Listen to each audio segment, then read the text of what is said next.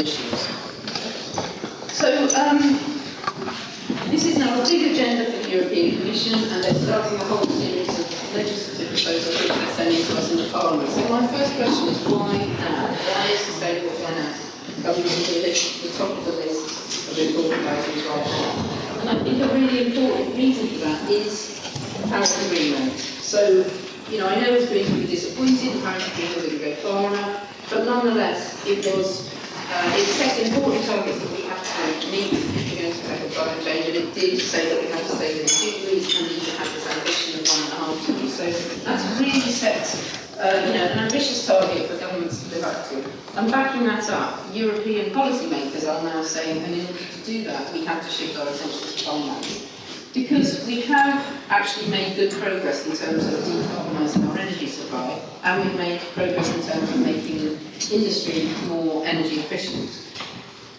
To my mind, the next big area to go is transport, particularly aviation and shipping, which are currently outside the agreements that we have. But in terms of the economy as a whole, the way we can enforce that it shifts in a sustainable direction is very directly through making sure that unsustainable activities cannot be financed. And that's the point of the agenda. It's kind of taking a step back, saying, okay, we can make targets for how energy efficient houses have to be, or the fact that you can't invest in the coal mine, and several insurance companies are no longer insuring the coal mine, so we're obviously making progress there. But let's really get right back to the heart of this and say you will not have money unless your investments are sustainable. So that's the very ambitious objective of this agenda.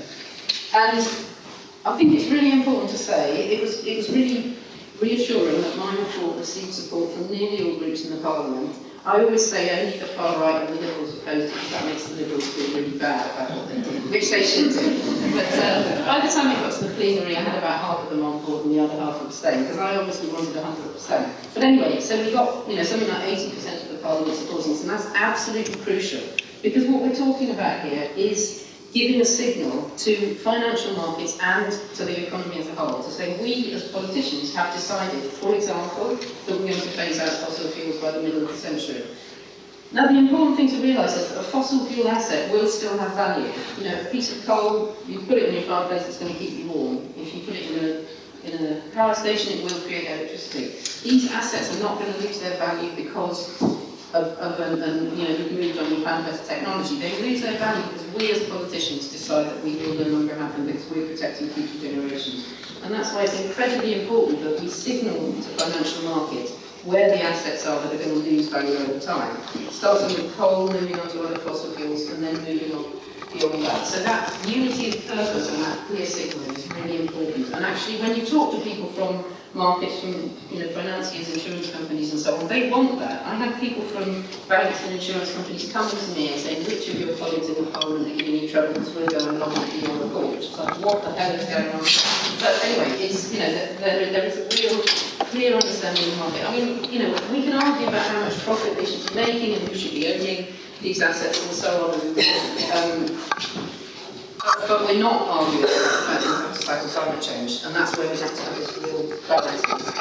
And so what we're trying to achieve is some pressure to stop them holding those assets, and also some incentives to make sure that they create greener products. And to do that, we need to have a clear quality mark to say what is a green pension product, what is a green insurance product, and so on. And I'm sure a lot of you in this room have really, well, probably some of you have asked me, what is a green investment product? And at the moment, there's absolutely no clarity. If you want to make sure that your pension doesn't have everything invested in palm oil production, it's really hard to get that information. So as we'll see, one of the important things we have to do is improve the quality of information.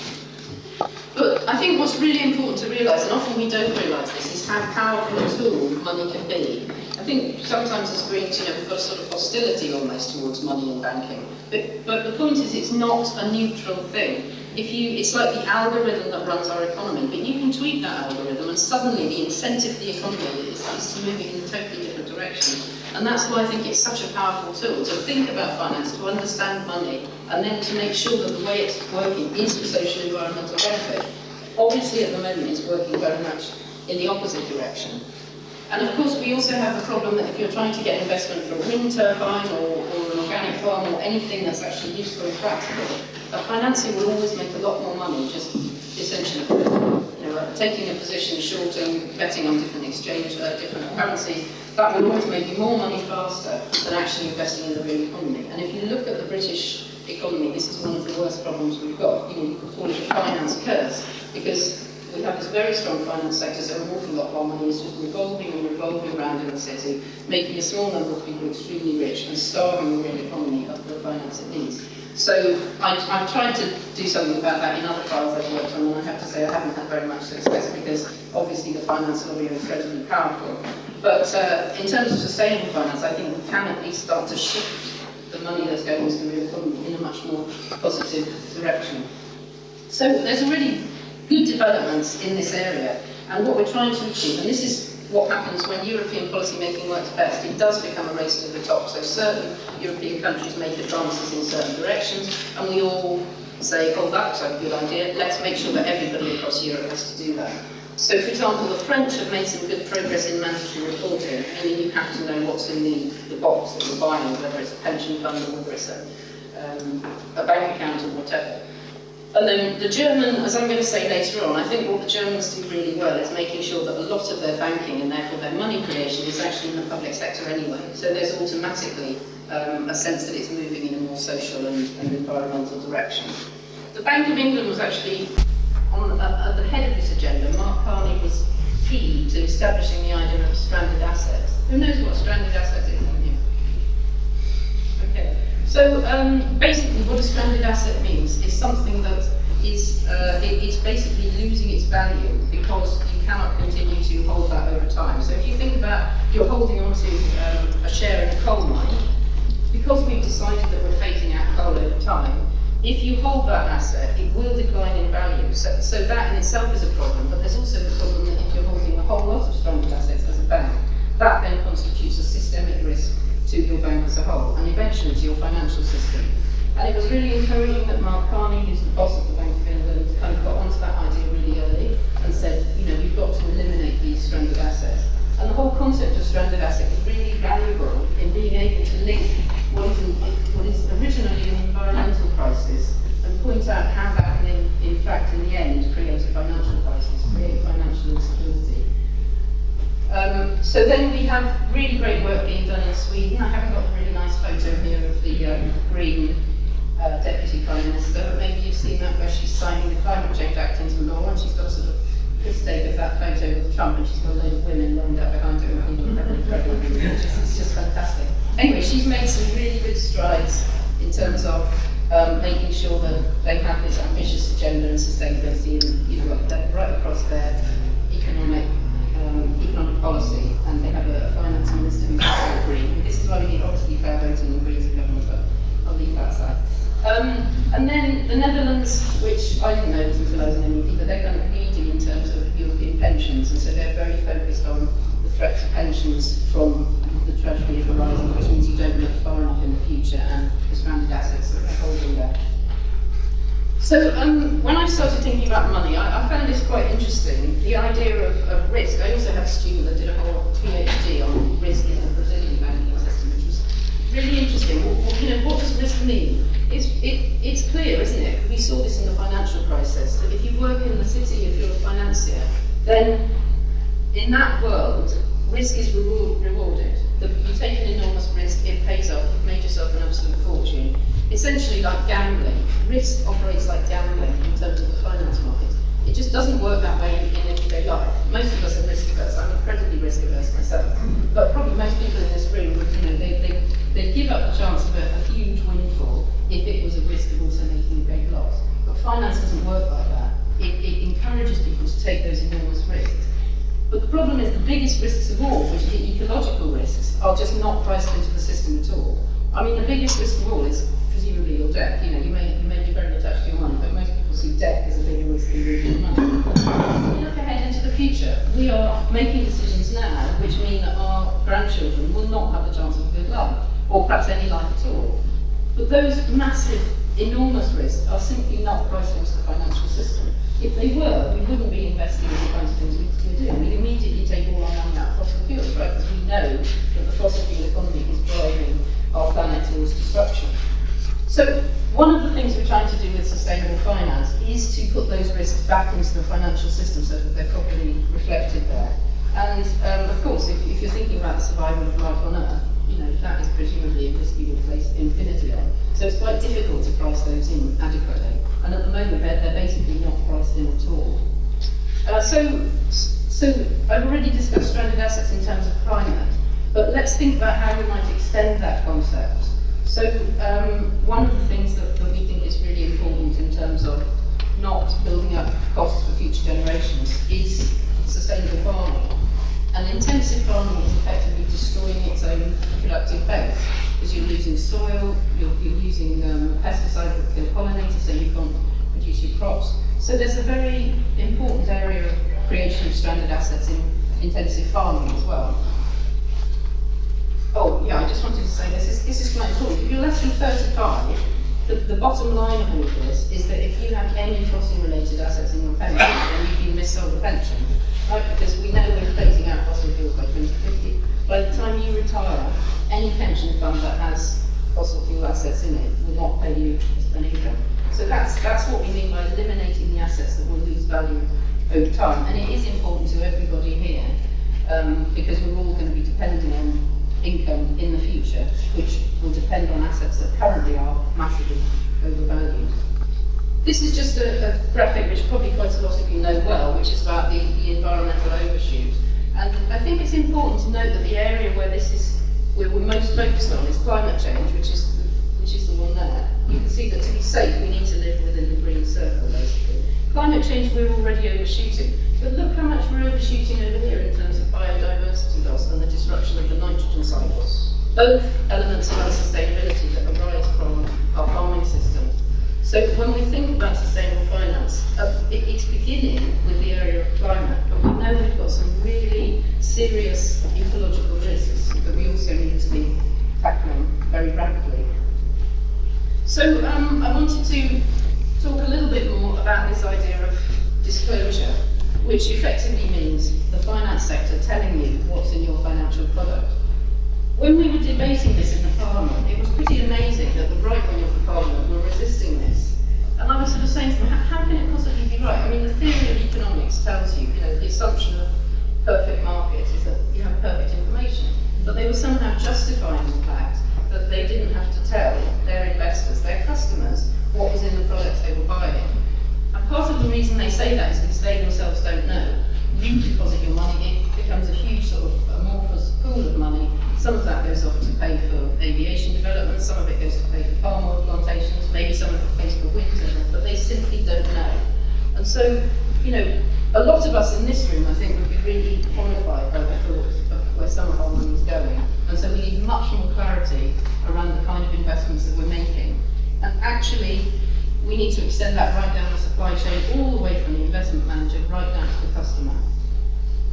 And so part of what we're trying to achieve is making clear what is in those investments, and then finding a way to communicate that to people like us, so that we know where our money's going, and we can make those choices. And actually you find that if you offer people those choices, they will choose the products that are invested in sustainability. So that the information itself will make powerful change, I believe.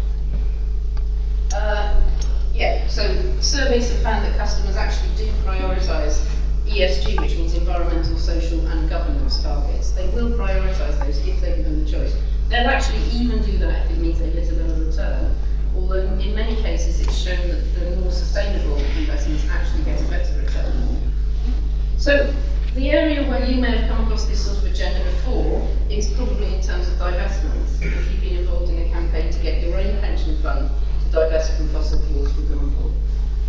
And that's actually a kind of tiny part of what we're talking about here, but it's a very important part because, as you can see, it's already doubled in 2016 to 5.2 trillion, which sounds like a lot of money, but compared to the size of global finance, it's quite a small amount of money. But what's really important is it's been a very clear indication of the amount of public concern there is about money invested in, whether it's fossil fuels, whether it's tobacco, or palm or whatever. So the divestment movement is kind of forging ahead with this agenda, and we're trying to follow that up now with more mandatory requirements. But the next problem for me in political terms is to make sure there's things on the blacklist Because when I did my report, the only thing we agreed should be on the blacklist and could never be part of a green investment was coal. Not even oil, not airports, not guns. So that's the battle we've got coming up now in Parliament. So how do we decide what's green? I mean, there's a way in which we're trying to shift all the economy in a more sustainable direction, but we also want to have specifically labelled green products. So if your priority is green investment, then you can be sure that something that you're buying is really green and it's not just being greenwashed. At the moment, if you look out there in the bond market, the majority of so-called green bonds are actually issued in China. And, you know, I think that's totally unconvincing, basically. Because we don't know what the standards of those bonds are. We're not convinced by the environmental quality of the money. We're particularly not convinced by the social quality of them, given the appalling human rights record in China. So what we're trying to do in the European context is to set up a very clear taxonomy, which is just like the word for saying categories, basically, a category that makes it clear that something really is green. So we have a strong definition, put a label on it, you can say, I'm sure that's green. The minimum standard has to be that it meets the needs of the Paris Agreement and the do no harm principle, which is a globally agreed principle. But beyond that, what we're looking to do is to have a green mark that actually says you're now having a positive impact on ecological systems. We've gone beyond the stage where we can say, you know, we've just got to keep things as they are. You could see from my chart where we're overshooting in so many areas. We need to be replenishing the earth. We need investments that improve habitats for biodiversity and actually start to have positive ecological regeneration impacts. And perhaps the most important thing is that we need to give the markets a clear indication of when various assets will become stranded and no longer acceptable as part of a pension plan or any sort of asset, any sort of financial product. And so, to me, it's clear that coal should be out immediately, but maybe we need gas for a few years while we sort of transition more to renewables, or we find other ways of heating our homes, and maybe we need 10 years to make farming more sustainable, so we can't eliminate all intensive farms immediately. But the sort of holy grail, as I see it, of sustainable finance, is having a clear and sort of time-limited pattern by which you start eliminating all the unsustainable assets. This is the bit I'm trying to persuade the Commission on at the moment. The people at the Commission are actually very, very good, I think. I've sat on platforms with them and found it quite hard to disagree with them, which is always slightly worrying. But I think they've really got this agenda and they're really committed to it. The other thing, of course, is that we have an awful lot of our own money through our own banks in the European Union, and at the moment a lot of that is not invested in a very green way. So we have the European Investment Bank.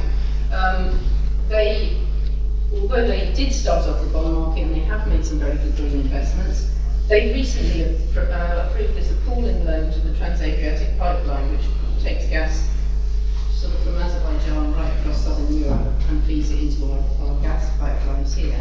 And it's, as you can see, it's an enormous investment. It's totally unjustifiable. I've had a go at them in public quite a few times about this, and they constantly come to me and say, no, it's not supposed to be, but it really is as though. The reason this was justified is on the basis of geopolitics. We don't want to have to depend on Russian gas, therefore we'll put this pipeline in. But an investment of that size is basically locking you into fossil fuel technology beyond the time at which we have to have moved out of it if we're going to tackle climate change and protect life on the planet. So we need banks to identify stranded assets, and we need carbon stress tests of banks so we can see where the carbon assets are, and we can say, you're no longer viable as a bank. Because the European regulatory authorities can say, I'm sorry, as a bank, you're no longer viable because you have too many carbon-related assets. And so we're also trying to put pressure on the regulatory authorities to bring in these carbon stress tests so that we can eliminate those assets from banks. If we were successful here, we would see the value of fossil fuel companies go through the floor. That's how I know I'm not winning. When that starts happening, I know I'm winning. And at the moment, I'm not. Which means there's a sort of chicken game going on between politicians and the fossil fuel companies. And they're saying, we don't believe you'll close out these assets, and that's why we're holding them. And so that's why we have to be really clear, that's why we have to give these really strong political signals. And if our bank is lending money for fossil fuel investments, then that signalling is completely undermined. What about banks themselves? Well, this is really leading on to what I think Steve was going to say, which is about thinking about how money is created in the first place. Because at the moment, there's an incredibly strong rule that says banking has to be completely apolitical. We're not allowed to have any influence over what the ECB does. Although they've created a lot of money. Do you remember how much? 90 billion a month, or some vast, unimaginable sum of money they create through buying bonds, company debt, basically. But when they buy that, they haven't paid any attention to sustainability needs. They've just hoovered up a whole load of bonds, a lot of them from fossil fuel companies. So effectively, they're creating free money and giving it to fossil fuel companies. So we have at least managed to bring Draghi into our committee and sort of say to him, that's totally unacceptable. Aren't you bound by the Paris Agreement? And he had to say yes. As a European institution, the European Central Bank is bound by the Paris Agreement.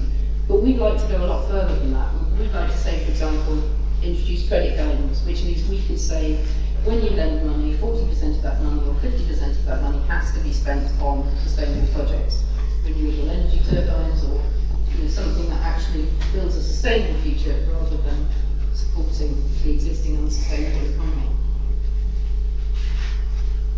And the other thing I think in terms of money creation is that it really matters whether the money that's created through debt is created through loans and therefore debt is created by a private bank or a public bank. And this is why I wanted to talk a little bit about the German banking system, where a much larger proportion of it, so in Germany you can see that 52% of loans to non-financial sectors actually come from public banks. And they've got a really terrific public bank called KfW, which was originally set up after the war when they needed to recreate Germany, not to be positive, it's true. And so they set up a public bank, and that invested in the kinds of schools and hospitals that they needed to rebuild. And then it sort of wasn't so important to them, but then after reunification, then the same bank achieved public benefits in eastern Germany by rebuilding the economy there. And now it's very much turned its attention on the sustainability transition. So this same public bank can achieve social and environmental goals because it's publicly motivated, and it can create money to invest in the kinds of things that are useful to people and useful to the environment. Okay, no, I'm nearly finished now. So just to say, it does matter whether it's a public bank or a private bank. In this country, we're kind of resolutely for private banks. We have no public banks at all. We had the Green Investment Bank, which the Tories privatised last year, but it wasn't really a bank, it was basically a fund, and it now doesn't have to make any green investments at all. But there are proposals now to set up some public banks. There's a couple of them coming along in the southwest, and I think that's something, I don't know if Oxford Green Party's interested in that, but something we should really get behind. They're looking for capital to set up banks so that they can then make loans that are in the public interest rather than just private profit. Okay, that's all. Just to say that there's, I think it's a powerful agenda. I'm very happy to answer more questions about it, but as I said, we now get into this sort of political barney. As Larry said, with my report, I got very strong political agreement, but I kind of got lucky in terms of who my right-wing Oppo was, and she's the former environment minister of Finland, and so she, was really very helpful person to have on board because she understood economics and environment. But unfortunately, we have a lot of people who are not so enlightened about me, who also face incredible lobbying. And you can imagine the lobbying by fossil fuel companies will be powerful, and the lobbying by some finance companies that don't want to make this progress. But I think what's encouraging is that if you think about the changes we need to make, most economic sectors aren't going to survive into the sustainability future. So if you think about transport, we probably won't be driving cars, but we're still going to move around. So many people who will build trains, people building buses, we need biogas buses. So the transport sector will change, but it will still be there. Same with buildings. I mean, the big sector that's going to disappear is obviously fossil fuels, so we expect the lobbying to come from them. But a lot of fossil fuel companies are already moving into renewable energy. So really what we're trying to do is use the power of finance to pressure that sustainability transition. And I think what's so encouraging to me, not only is it supported widely in the Parliament, but we've got very strong support from the Commission as well. And now we're moving to the Council, and all the heads of governments get together, and that's always a bit more of a nutty problem politically. But